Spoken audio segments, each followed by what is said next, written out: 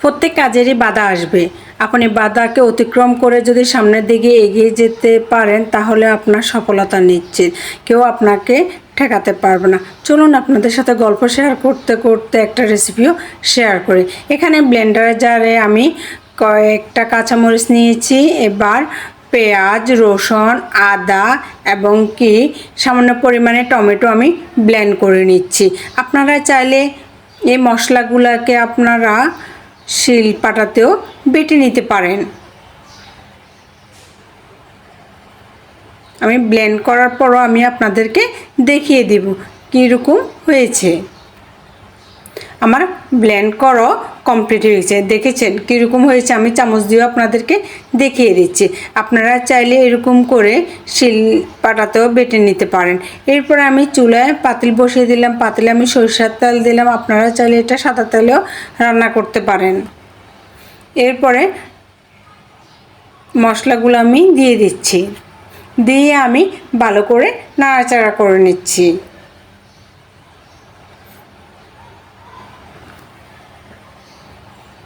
আমি যে আপুরা ভাইয়ারা চাকরি করেন এবং কি যে আপুরা ভাইয়ারা স্কুলে বাচ্চাকে আনা নেওয়া করেন, যাদের হাতে কম সময় থাকে তাদের জন্য এই রেসিপিটা।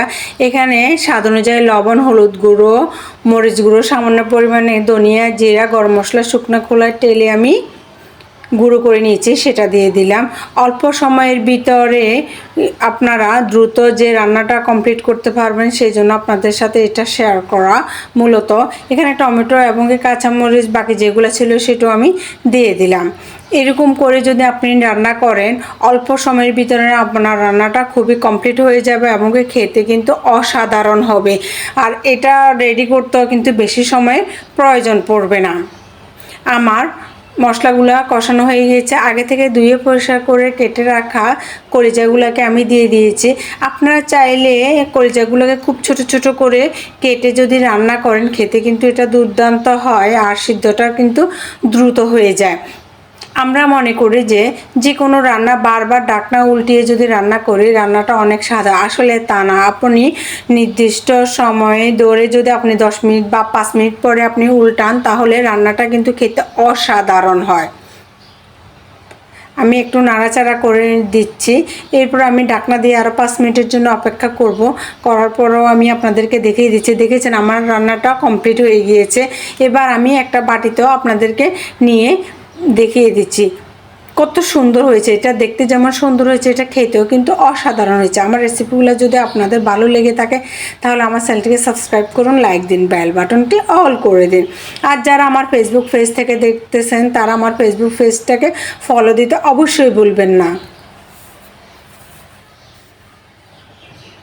এটা যদি আপনারা সাদা ভাতের সাথে, পোলাওর সাথে এবং কি রুটির সাথে খান খেতে কিন্তু অনেক মজা লাগে। আপনাদেরকে আমি গরম অবস্থাতেও দেখেছেন পরিবেশন করে দেখিয়ে দিয়েছি। দেখেছেন ভাপ উঠতেছে, দেখে জিভে জল চলে আসছে না? অনেক মজা হয়েছে। এটা খেতে কিন্তু অসাধারণ হয়। আপনারা বাসায় একবার রান্না করে আমাকে অবশ্যই কমেন্ট করে জানাবেন কেমন হয়েছে আপনাদের রান্নাটা। দেখেছেন কত লোভনীয় হয়েছে।